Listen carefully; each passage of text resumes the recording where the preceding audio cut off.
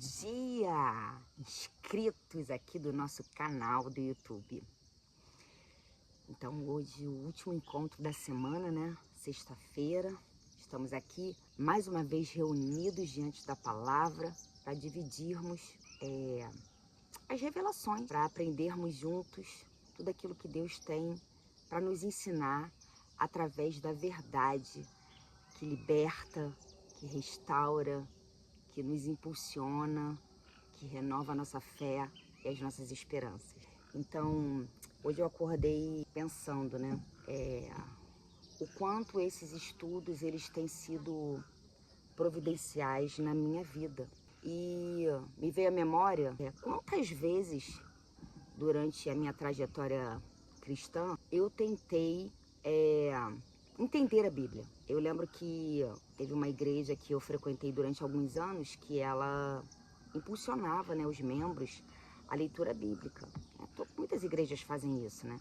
E aí eles faziam um calendário, que a gente lê a Bíblia em um ano, e com tudo organizadinho. E aí as pessoas se empolgavam, eu mesma me empolguei tantas vezes. Teve uma vez até que eu consegui concluir a leitura, mas nunca tinha parado para me perguntar, né? Que diferença fez a conclusão dessa leitura? Porque às vezes você pode até obter o conhecimento daquela informação, né? Às vezes eu posso saber um versículo bíblico de cor, 2, 3, até um capítulo inteiro da Bíblia. Aquilo que eu estou verbalizando fez mudar o meu interior, o meu comportamento e as minhas atitudes. Porque a função de lermos a Bíblia, de estarmos diante dessa palavra que liberta, que restaura, é a transformação. Eu preciso ser transformado. Então, eu acordei hoje pensando nisso, né? Quantas vezes eu li, quantas vezes eu dormi lendo, quantas vezes eu comecei a leitura e não terminei, fiquei dispersa no meio do caminho. E o objetivo desse estudo aqui é esse, te incentivar a ter uma leitura onde você realmente vá conseguir compreender de forma profunda aquilo que você está lendo. Por quê? Porque quando você responde essas perguntas, você está trazendo a realidade do texto para a sua vida. Então, não é sobre interpretar um texto, mas usar o texto para fazer uma autoanálise dentro do meu comportamento e das minhas atitudes. Então, acaba ficando bem mais interessante. E aí é bem difícil de você dormir, né, na hora que você está fazendo, usando esse tipo de estratégia, usando essa metodologia de estudo, porque a cada pergunta, uma nova resposta vai surgir de você que diz respeito ao teu interior. Então, automaticamente, você está começando a se conhecer melhor. E quem está direcionando esse conhecimento? Deus. Então, por isso é tão importante que você esteja aqui todos os dias, para que nós venhamos a aprender juntos com Cristo o caminho da mudança, da transformação. E aí, aproveitando, né, que hoje é o último dia da semana, sexta-feira, nós vamos estar estudando 1 Samuel, capítulo 14, do versículo 36 ao 46. Mas antes disso, nós vamos fazer a nossa oração e entregar esse momento nas mãos do Senhor. Pai, muito obrigado por todas as revelações que tivemos ao longo da semana. Obrigado por cada um dos teus filhos e filhas que estiveram aqui disponíveis, que tocaram nesse vídeo, que assistiram ou que ouviram ou que encaminharam para alguém, mas que de alguma forma estiveram disponíveis para esse momento, para mudar de atitude no início desse ano. Que o Senhor venha nos fortalecer a cada novo dia para que nós tenhamos cada vez mais clara a certeza no nosso coração de que esse é o caminho, que nós não podemos negociar esse tempo contigo, Senhor.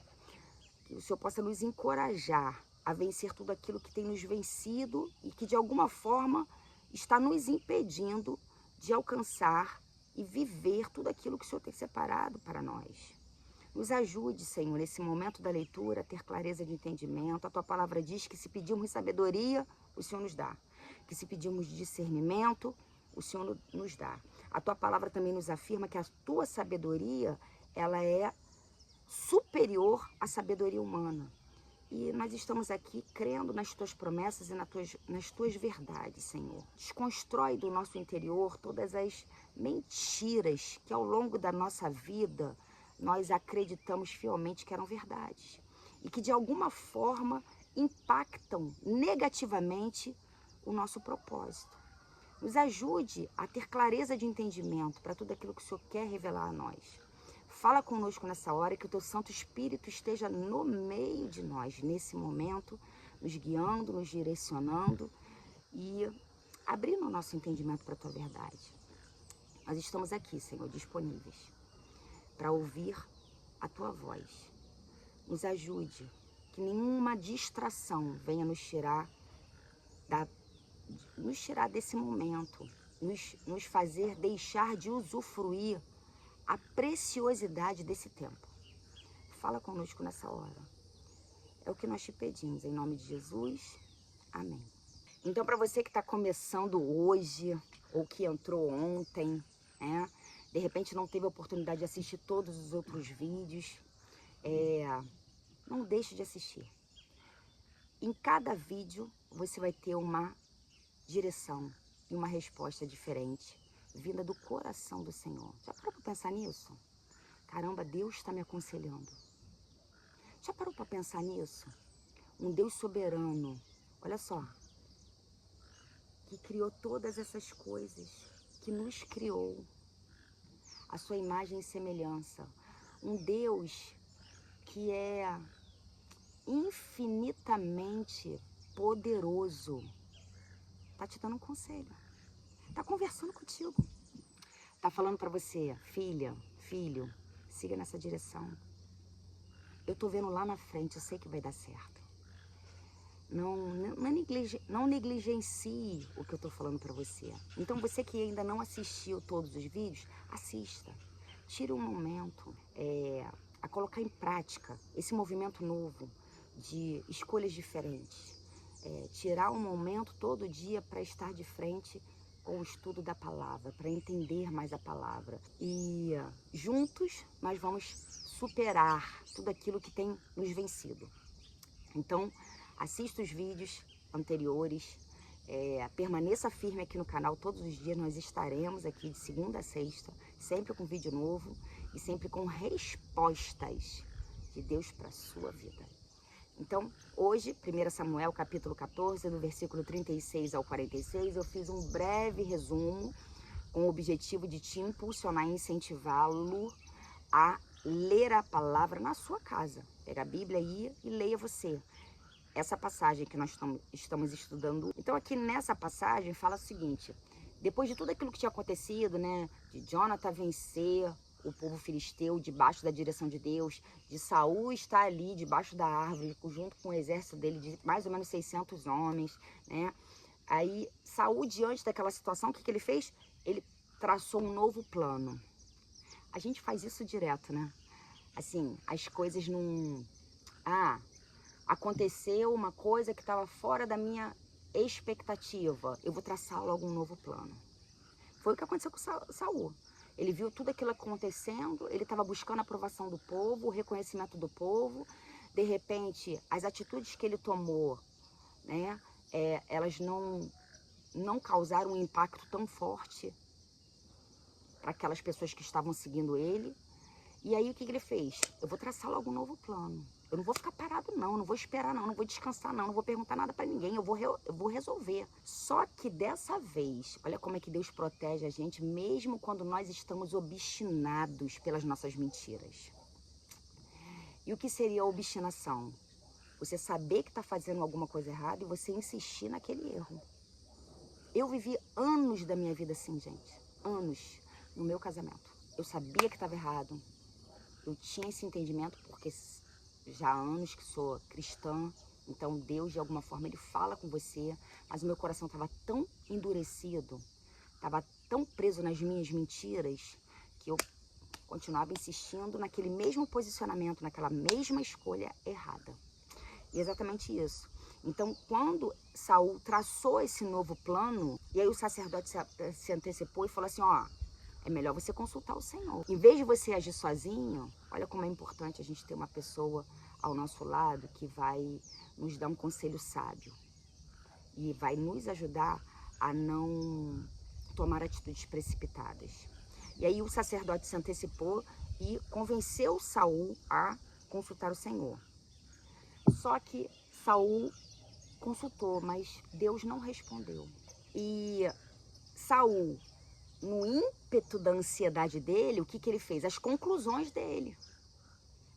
Que nós fazemos também, que eu já fiz a vida inteira eu faço, e se eu não tomar cuidado hoje, continuo fazendo. Por isso que eu tenho que estar todo dia aqui diante da palavra, para que Deus possa me conscientizar de que eu preciso ser dependente dele em tudo.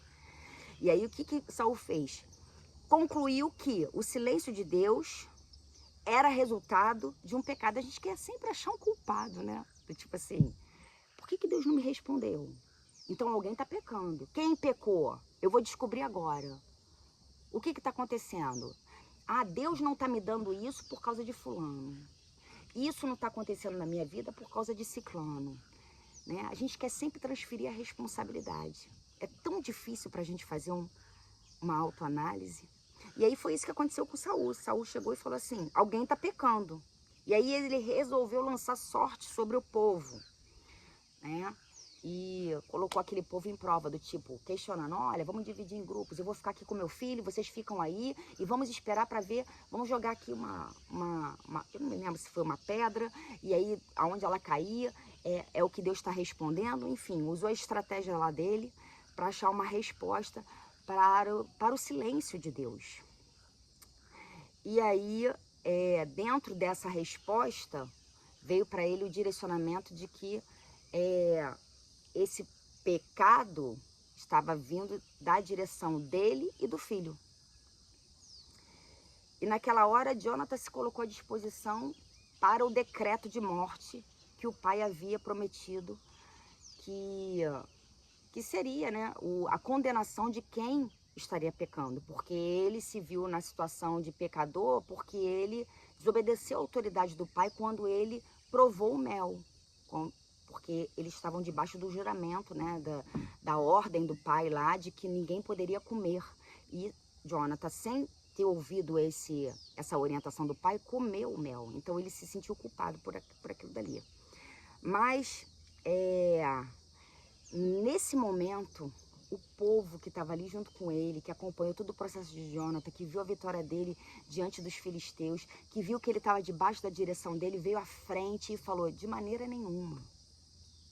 Ninguém pode tocar num fio de cabelo de Jonatas. Jonatas foi usado por Deus. Nós conseguimos a vitória com os filisteus por conta do direcionamento do Jonatas. Pensando e analisando muito profundamente esse estudo, trazendo para a minha vida, eu coloquei o meu título, que é a pergunta de número 1, que é o nosso título, né? Qual é o título que você vai dar para esse capítulo 14, versículos do 36 ao 46. O que você entendeu? O que falou o seu coração? Não tem certo e errado, gente. Qual é o seu título? Olha, eu entendi isso, eu vou colocar isso. O que Deus falou comigo? Ah, falou sobre isso aqui, eu vou botar esse título. O meu título, eu botei com base no versículo 37, que diz assim, ó. Aí Saul perguntou a Deus, devo atacar os filisteus? Tu darás a vitória ao povo, mas naquele dia Deus não respondeu nada. E aí eu coloquei assim, o que você faz? Eu botei uma pergunta para mim, né? Ingrid, o que você faz quando Deus não te responde? O que você faz? Faça uma reflexão aí. Se essa pergunta, ela fizer sentido para você, faça essa reflexão você também aí. O que você faz quando Deus não te responde? E aí eu até coloquei um outro título, vamos dizer um subtítulo, conclusões precipitadas. Porque foi o que aconteceu aqui com Saul, né? Ele não teve a resposta de Deus, e aí o que ele fez? Ele concluiu que tinha um pecado ali no meio do povo. E ele continuou à frente das decisões, ou seja, em nenhum momento ele pensou em descansar, porque nós temos esse ímpeto, a gente quer resolver. Por que a gente quer resolver? Porque a gente não quer estar debaixo da direção de Deus. Porque a gente não quer esperar a resposta de Deus. Porque às vezes a gente acha que Deus não consegue resolver aquilo. Às vezes a gente acha que só a gente que vai conseguir resolver. Ou a gente acha que Deus está demorando muito e você não está disponível para esperar. E fiquei reflexiva sobre isso na minha vida. Penso. Também faço que nem Saul. Tiro conclusões precipitadas com base nas minhas inverdades, nas minhas desordens, nos meus pensamentos. Às vezes eu tiro conclusões precipitadas e começo a alimentar que eu não sou capaz, que eu não vou conseguir, que aquilo não é para mim, que talvez eu esteja enganada naquilo que Deus falou. Será que eu sou tudo aquilo que Deus diz que eu sou? São várias conclusões precipitadas com base numa mente. Então eu coloquei isso. Se fizer sentido para você, faça essa reflexão também. E na pergunta de número 2, que é uma faceta, eu coloquei que Deus é um Deus de missão. E aí eu botei aqui uma pequena descrição, né? Deus busca adoradores. Homens e mulheres que estejam disponíveis para ser o Evangelho. Então, não sei você, mas comigo acontece. Muitas das vezes eu estou preocupada em ter. Porque ter envolve status, vaidade, orgulho. Ah, eu quero ter sucesso. Ah, eu quero ter fama. Ah, eu quero ter o controle. Né? Então, assim, e ser? Ser é muito mais difícil. Porque ter é como se eu tivesse acima, né? Melhor. Ter o controle de algo, ter o controle de alguém, ter sucesso, estar em evidência. Eu tô falando pra gente fazer uma autoanálise e entender quais são as nossas motivações por conta daquilo que a gente almeja alcançar. É sobre isso. Então, para Deus, o mais importante não é o ter. Para Deus, o mais importante é o ser. Então, às vezes a gente fala assim, eu quero ir para o céu, mas não estou preocupada em trazer o céu para a terra através da minha vida. E através desse movimento, propagar o evangelho da forma certa. Homens e mulheres disponíveis para ser o evangelho. Então não é sobre o que eu digo, não é sobre o que eu estou falando aqui para você, mas sim sobre quem eu me tornei depois de encontrar viver o evangelho verdadeiramente. Por isso é tão importante a gente ter essa conexão profunda com a palavra, entendendo o que você está lendo. Porque quanto mais você entende e se permite absorver aquela informação de forma verdadeira, mais a transformação vai acontecer. E o propósito do evangelho é esse, nos transformar. Quebra e faz um vaso novo. Deus vai remodelar esse vaso. Então, é sobre isso. Então, nós temos uma missão. Deus é um Deus de missão. Só que para que a missão de Deus venha a ser cumprida em nossas vidas, nós precisamos estar disponíveis, abertos. E o primeiro passo para esse acesso, para essa disponibilidade, gente, é o reconhecimento. João Batista, antes de Jesus vir, o que João Batista pregava? Arrependa-se. Como é que você vai se arrepender de algo que você não reconhece? Depois, primeiro você precisa reconhecer. Depois que você reconhece, aí você está no caminho do arrependimento. Mas se eu não reconheço, como é que eu vou buscar esse arrependimento se eu nem reconheço que eu tenho? Se alguém chega para mim e fala, Ingrid, você é soberba. Eu, de maneira nenhuma. Um exemplo, né? Então, assim, e o estudo da Bíblia, o estudo da palavra, esse estudo especificamente, ele mostra para mim, para você, tudo aquilo que está dentro de nós e que de alguma maneira nós não conseguimos enxergar. E é através desse trabalho, né, desse processo que nós vamos caminhando para a vitória, para a mudança, para a transformação e para alcançar esse propósito, que é entender que nós temos uma missão e a nossa responsabilidade estar de frente para essa missão, colocando em prática tudo aquilo que Deus está nos direcionando. Então, Deus de missão, mas para isso eu preciso ser. E aí, na pergunta de número 3, que é um pecado a confessar, com base no texto, eu coloquei a precipitação. Porque olha só, já uma coisa se encaixa na outra, né? Conclusões precipitadas. Né? O que você está alimentando na sua cabeça? E aí você acaba fazendo o quê? Age no impulso, age com base na ansiedade, age com base na insegurança, age com base no medo. Então, assim, o desespero de Saul, né, para conseguir uma resposta de Deus, mostrou o quanto ele estava precipitado. Então, eu coloquei isso, a precipitação, porque eu tenho essa questão. Eu me precipito. Tudo por causa da mente, ó. O que você está alimentando na tua mente? Tudo começa aqui, gente. A mente, o campo de guerra está na mente. A mente, ela é a tua melhor amiga ou ela pode ser a tua pior inimiga. Por isso que Deus fala que nós precisamos transformar-vos pela renovação da vossa mente, para que você viva boa, perfeita e agradável vontade de Deus. E aí na pergunta de número 4, que é uma atitude para mudar, eu coloquei com base no versículo 45, que diz assim, ó: mas os soldados responderam, isso nunca. Jonatas, que deu essa grande vitória ao povo de Israel, não deve morrer. Nós prometemos pelo Senhor, o Deus vivo, que ele não vai perder nem um fio de cabelo. O que ele fez hoje foi conseguido com a ajuda de Deus. E os soldados salvaram Jonathan da morte. E aí eu coloquei, numa atitude para mudar, agir em conformidade com os sagrados princípios da palavra. Por que olha só, a Bíblia é clara. E os soldados salvaram Jonathan da morte com o testemunho deles diante daquilo que eles tinham visto acontecer. Não é só sobre o que você fez, o que Deus te direcionou para fazer. Aquilo que você fez em Deus, as outras pessoas também vão ser testemunhas do milagre que Deus fez através da sua vida. E eu tive essa experiência ontem e eu fiquei muito reflexiva também, porque uma amiga me ligou que está com problema no relacionamento dela. E ela falou assim: Ingrid, eu acompanhei a tua história, a história do teu casamento. E ver você hoje, do jeito que vocês estão, tudo que Deus tem feito na tua vida. E hoje eu tô passando por uma situação muito parecida com a sua. E eu queria te pedir ajuda, eu queria te pedir uma direção. É sobre isso.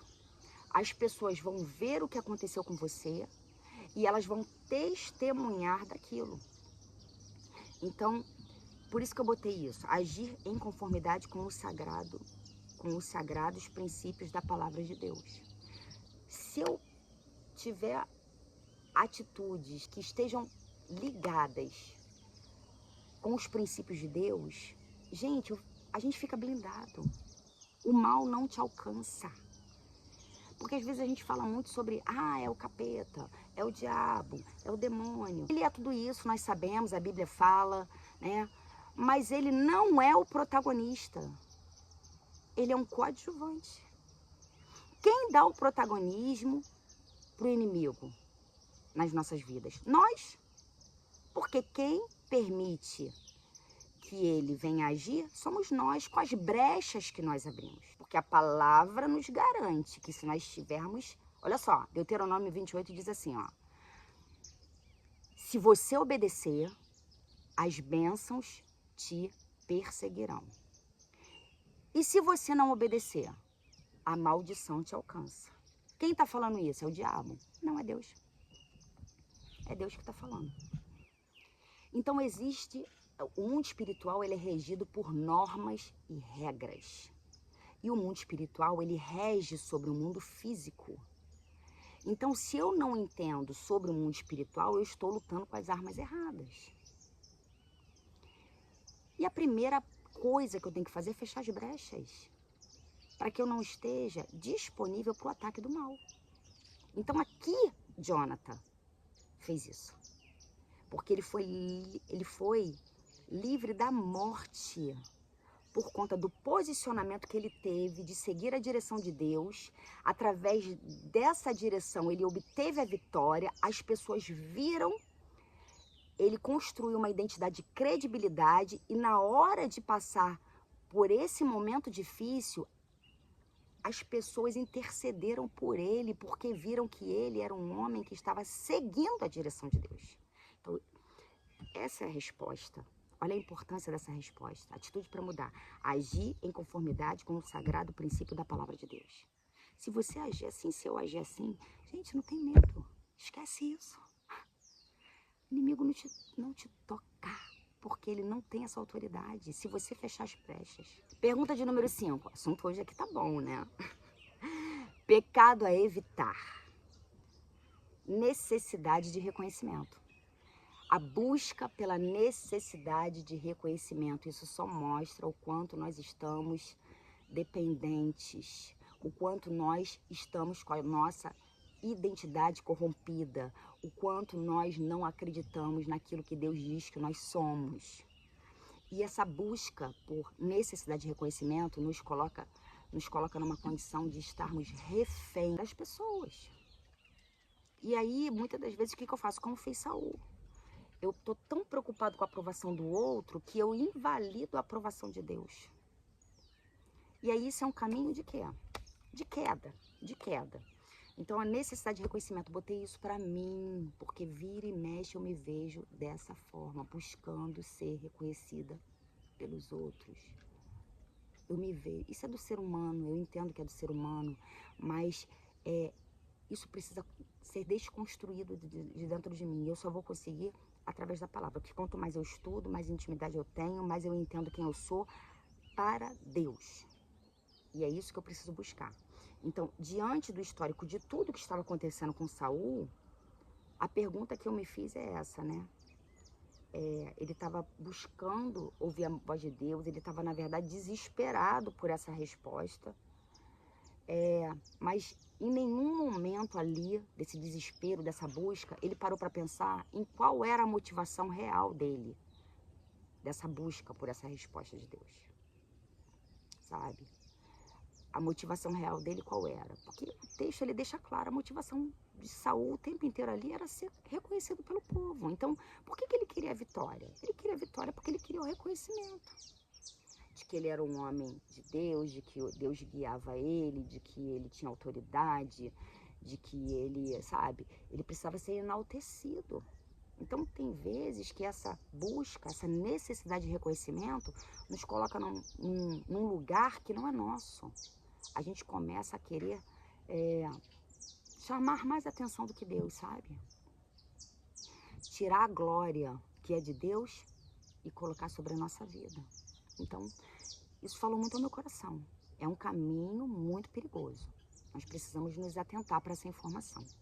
E aí a pergunta de número 6 é uma promessa para crer. E eu usei o texto de Gálatas 1, versículo 10, que diz assim: por acaso eu procuro a aprovação das pessoas? Não. O que eu quero é a aprovação de Deus. Será que agora estou querendo agradar as pessoas? Se estivesse, eu não seria servo de Cristo. Quem falou isso foi Paulo. Então, assim, essa consciência que nós precisamos ter, né? Que eu preciso ter. Eu preciso sempre fazer essa análise interior e me perguntar, por que eu estou tão obstinada por essa resposta? Porque eu pedi a resposta de Deus, Deus não respondeu. Por que eu não posso esperar? Por que eu não posso ter a paz no meu coração? Por que eu preciso ficar montando novas estratégias? Por que eu preciso traçar um novo plano? Se Deus não respondeu, é porque Ele quer que eu espere. Se eu não quero esperar, é porque eu não quero descansar nele. E por que eu não quero descansar e quero resolver mais rápido e à frente de Deus? Porque eu não quero estar dependente dele. Tá, isso te leva a pensar o quê? As glórias, o destaque é para mim. Eu tô querendo destaque para mim. Olha como que isso faz sentido, gente. Não sei se faz para vocês, mas para mim fez muito sentido. E aí na pergunta de número 7, que é um motivo para agradecer, eu coloquei assim: os planos de Deus me blindam de todo mal, que foi aquilo que a gente falou aqui sobre a questão de Jonathan. Então, Saul traçou um novo plano, mas não obteve resposta. Enquanto Jonatas estava blindado e protegido. Ele estava blindado e protegido de qualquer decreto humano, mesmo o pai dele sendo rei, sendo autoridade. Mas ele estava blindado por Deus. Então, por quê? Porque a vitória contra os filisteus comprovou para todas aquelas pessoas que estavam ali de testemunha que as decisões de Jonathan estavam direcionadas pelo Senhor. E isso blindou ele diante de qualquer decreto humano. Então, o motivo para agradecer, meu motivo para agradecer hoje é esse. Os planos de Deus, a direção de Deus me blindam de todo mal. Exemplo a seguir é a pergunta de número 8. Eu coloquei que eu preciso acreditar nas promessas de Deus. Então, assim, se era a promessa de Deus que eles venceriam os filisteus, eu não preciso me antecipar, eu não preciso alimentar uma ansiedade no meu coração, eu não preciso alimentar um medo. Então, assim, se Deus falou para você que vai salvar o teu casamento, porque Deus é um Deus da família, Deus é um Deus de reconciliação, então você precisa acreditar que Ele vai salvar. E você precisa seguir a direção que Ele está te dando. Se Deus falou que vai tirar o teu filho das drogas, você precisa acreditar que Ele vai fazer, mas seguindo a direção que Ele está te dando.